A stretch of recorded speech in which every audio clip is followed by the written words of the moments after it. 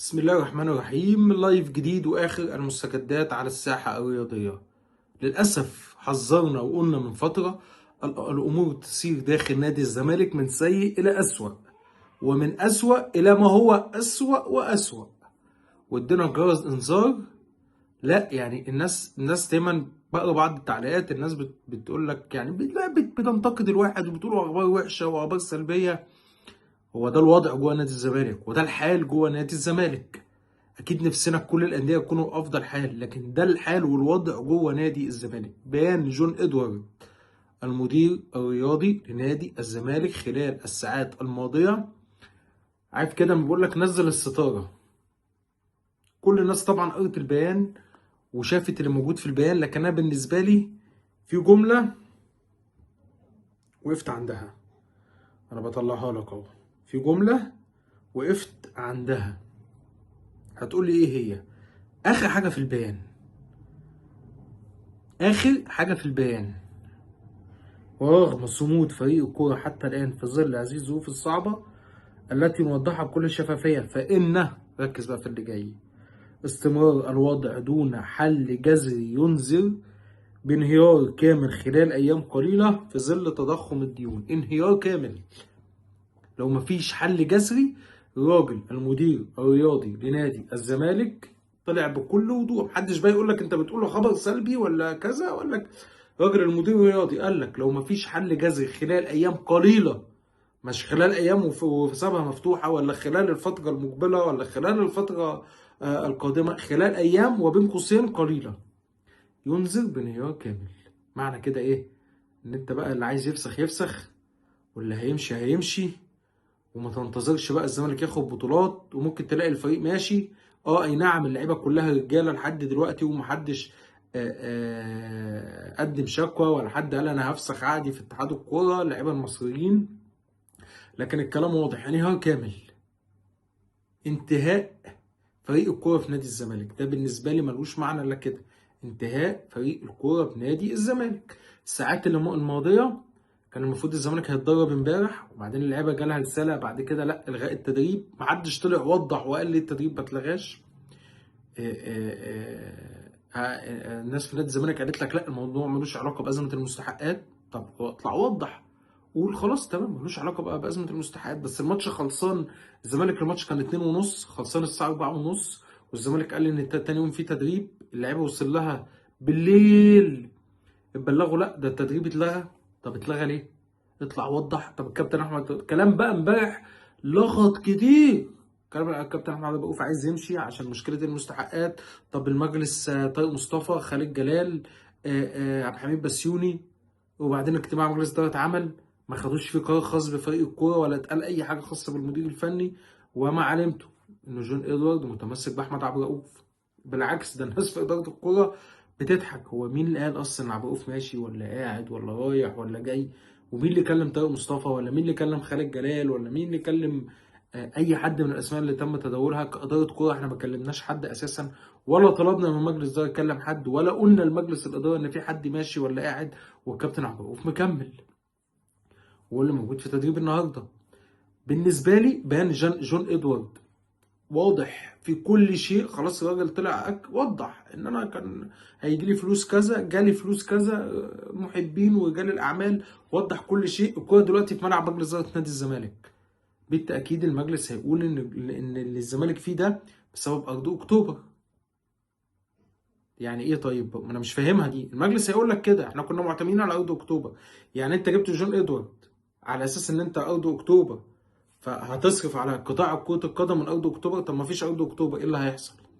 طب المجلس من اول ما جه من اول يوم اصلا ما كانش فيه ارض اكتوبر من اول يوم لمجلس الاداره. طب ما فيش ارض اكتوبر، يعني خلاص هنقعد بقى كده متكتفين الى ما لا نهايه؟ طب فين الارض البديله؟ ما وافقتش على الارض البديله. المفروض خلاص عندك اكتر من بلان واكتر من خطه. مفيش ارض اكتوبر تبقى في ارض بديله، مفيش ارض بديله ما بعد الارض البديله. كل الكلام ده كله فين؟ الموضوع دلوقتي يا جماعه كارثي جوه نادي الزمالك. الراجل قال لك ينذر بانهيار كامل. ما اعلمه جون ادوارد متمسك باحمد عبد الرؤوف. في مشاكل بسبب ازمه المستحقات، وخلاص اداره الكوره كنت قلت لك من يومين لعيبه الزمالك جايبه اخرها، بس ما حدش اشتكى الحقيقه، ولا حد قال انا هروح اشتكي. بس انت الوضع يزداد سوءا. احنا خلاص ديسمبر خلص، المفروض كنا دلوقتي ندفع مليون دولار عشان نفك القيد. كده طبعا مفيش فك قيد، مفيش حامد حمدان، مفيش صفقات، اللعيبه ما تعرفش هتاخد فلوسها امتى. انت عارف ان اي لعيب كده من حقه ان هو يفسخ؟ انت عارف ان اي لعيب كده خلاص اللي عايز يفسخ يفسخ؟ يعني انت ممكن تكون مش عاجبك مستوى بعض اللعيبه، مش عاجبك ده احمد عبد الرؤوف، لكن يا جماعه لا، الناس دي كلها بتشتغل من غير ما تقبض، بتشتغل من غير ما تقبض. انت متخيل ان جالك لعيب اسمه عبد الحميد معالي، الراجل جه اشتريته بنص مليون دولار، بعد كام شهر راجل فسخ رجع للنادي الاساسي اللي هياخد ال 500,000 دولار، واللعيب نفسه هياخد فلوسه كلها لحد نهايتها. متخيل ان بنتاج فسخ ومشي؟ متخيل ان اي لعيب هيفسخ وهيمشي؟ الوضع كارثي جوه نادي الزمالك. وبيان جون ادوارد، هل ما سالت يا جماعه طب ده تمهيدا ممكن جون ادوارد يمشي؟ اتقال لي لا، جون ادوارد متمسك بالبقاء جوه نادي الزمالك، مش هيسيب نادي الزمالك بالوضع اللي هو فيه، راجل متمسك وعايز يكمل تجربته مع نادي الزمالك. لكن البيان كان خرج توضيحي للرأي العام والجماهير نادي الزمالك، ويحط الجمهور في الصورة، الوضع جوه نادي الزمالك عامل ازاي، وبيحط الجمهور جوه المشهد، وبيشرح الحال والوضع جوه نادي الزمالك عامل ازاي دلوقتي. انا منتظر رد وتوضيح من مجلس الاداره، ولازم يبقى الموضوع فيه شفافيه. اطلع وقول ان الفتره اللي جايه هيحصل فيها 1 2 3. خلاص يا جماعه احنا هنسرح الفريق، هنبيع الفريق. وبعدين جون ادوارد في بيانه قال لك نقطه مهمه، ان هو وصل لمرحله ان هو اتقال له دبر نفسك. دبر نفسك يعني انت المفروض تبيع من اللعيبه اللي موجوده عشان تصرف. يعني معنى كده ان احنا كنا بننتقد وبنقول لا ما تبيعش ناصر منسي وما تبيعش ده وما تبيعش ده، ان هو في وقت من الاوقات لا هو مجبر بقى يبيع بقى النجوم الفريق. عارف انت المثل اللي بيقول لك اضحي بالام عشان الجنين يعيش؟ هو هيضحي بنجوم الفريق عشان خاطر باقي الفريق تعرف تكمل الموسم. كلام ما ينفعش يتقال على نادي الزمالك، ولا يعقل ان تدار الامور داخل نادي الزمالك بهذا الشكل، ومجلس الاداره هو المسؤول الاول عما يحدث. ومين اللي وعد جون ادوارد بال 700 ولا بال 400؟ لازم يا جماعه تبقى الدنيا واضحه. طب انت وعدت جون ادوارد بال 700 ولا 400 بناء على ايه؟ وازاي؟ وبعدين اليومين الساعات الماضيه، هو مين يا جماعه اللي بيختار؟ طب مجلس الاداره اللي بيختار ولا جون ادوارد اللي بيختار؟ طب مين اللي بيفاوض المدير الفني؟ ومين سمعنا اسامي زي ما بقول لك طارق مصطفى وخالد جلال والناس دي كلها؟ طب مين اللي كان هيجيبهم؟ ومين اللي هيتفاوض معاهم بناء على ايه؟ اذا كان جون ادوارد عايز عبد الرؤوف يكمل، في حاجات مش مين اللي بيدير ومين اللي مسؤول؟ احكي لك واقعه حلوه قوي. الزمالك بيتدرب في الكليه الحربيه من 3 ايام.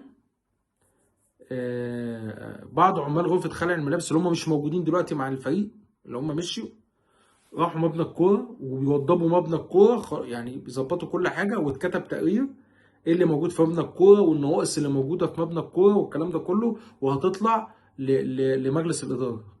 طب لما سالت في اداره الكوره يا جماعه هو انتوا هتنقلوا تدريب خلاص في نادي؟ يتقال لي لا. مين اللي قال كده؟ احنا بنتدرب زي ما احنا في الكليه الحربيه. يا جماعه انتوا يعني ما خدتوش قرار ان انتوا هترجعوا النادي تتدربوا؟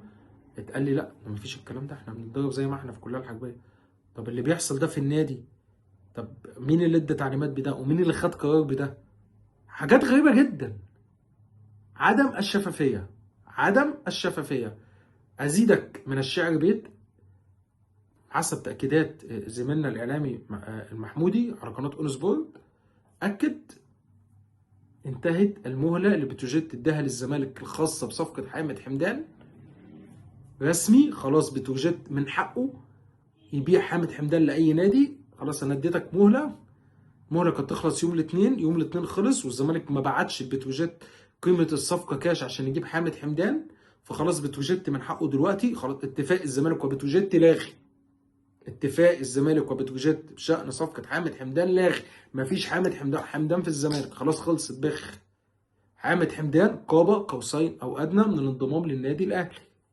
حامد حمدان قاب قوسين او ادنى من انضمام للنادي الاهلي. صفقه زي دي الزمالك محتاجها جدا جدا جدا، راحت، ضاعت، تاهت، خلاص كده مفيش حامد حمدان في الزمالك، وبتروجيت من حقه يبيعه لاي نادي، وخلاص الاهلي قريب جدا من حسم صفقه حامد حمدان. وانا قلت لك قبل كده لو حامد حمدان اتخير ما بين الاهلي وما بين بيراميدز اللاعب هيكون اقرب للنادي الاهلي، محدش يقدر يقول للنادي الاهلي لا، ومحدش يقدر يرفض النادي الاهلي. وحتى لو المقابل المادي في بيراميدز، لو قلت لك لو اتخير ما بين الاهلي وبيراميدز هيختار الاهلي، وحتى لو العرض المالي لبيراميدز اعلى اللاعب هيختار النادي الاهلي.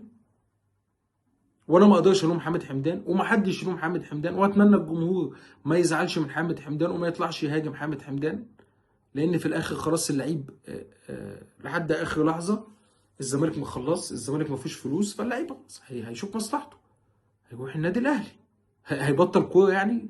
ما فعله حامد حمدان في الصيف 10/10 وكان متمسك بالزمالك لحد اخر لحظه، لكن في النهايه الزمالك ما خلص. وسمعت انا كلام كتير الفتره اللي فاتت، وهيبقى في شركه كوره وابلكيشن وممر النادي وموارد ماليه، وهتخلص شركه الكوره وميزانيه كبيره جدا، وبيتقال كلام خلاص ان شركه الكوره الورق بتاعها خلص. انا كل حاجه مش عارف ليه ما لا تخرج لحيز التنفيذ. نفسي مجلس اداره نادي الزمالك يطلع يقول كل الحاجات دي ليه لا تخرج لحيز التنفيذ، ما بتشوفش النور ليه؟ يعني احنا بنسمع كلام وتحركات والناس هتخلص والناس هتعمل، الكلام ده كله ليه لا يخرج لحيز النور؟ ليه لا يخرج لحيز التنفيذ؟ بالنسبه لي لغز. ليه الزمالك ما خلصش صفقه حامد حمدان؟ طب ال 25 مليون جنيه ما اتدفعوش ليه؟ هل حامد حمدان رجع في يعني اطلعوا قولوا يا جماعه احنا ما دفعناش الفلوس. وطبعا ما انت ما دفعتش، هتروح تدفع 25 مليون جنيه لبتروجيت وانت باقي اللعيبه عندك ما خدتش فلوسها؟ كلام غير منطقي. ربنا يستر على نادي الزمالك في اللي جاي. اللي جاي صعب قوي قوي قوي على نادي الزمالك، وانا بقيت قاعد منتظر اي حاجه ممكن تحصل، اي حاجه ممكن تحصل اليومين الجايين طالما الوضع جوه نادي الزمالك بهذا الشكل. شكرا.